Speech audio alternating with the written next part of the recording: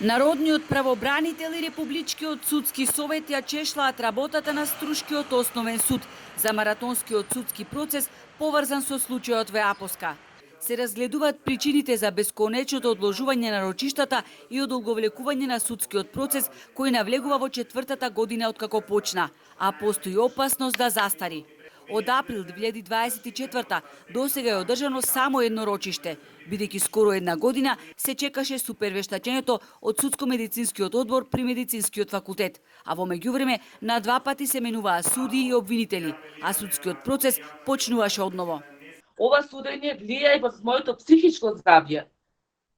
Значи 4 години да нема одлука, ова не е нормално. Ова го има само во нашата држава, нигде друго. Значи сите треба да бидеме заедно, да бидеме силни и да донесеме судството што побрзо да ги расчисти овие дела. Не да чека 4 години, 5 години па да го застара делото. Представката која поднесовме до належните институции е резултат на гневот и огорченоста на родилката, која остана без бубрек, матка и јајник. Струшкиот основен суд мора брзо да донесе пресуда, по која исто така експресно би се произнесле и судиите од битолска апелација. Само така може да се исправи оваа неправда која трае веќе 4 години, вели адвокатот Јанев. Ова не е само удар на правосудството, ова е удар на потребата на луѓето да знаат дека во Република Македонија постои судски систем кој дели правда.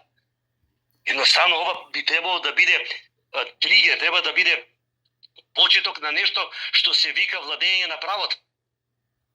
Како инако да продолжиме понапред, да се движиме кон, да речеме, сите во уста што го носат европските правила на игра, а да не делиме правда, односно судиите да не делат правда. Ако овој случај не биде почеток за владење на правото во Република Македонија, ние никогаш нема да имаме правда во оваа земја. Скандалот со родилката се случи на 31 август 2020 година.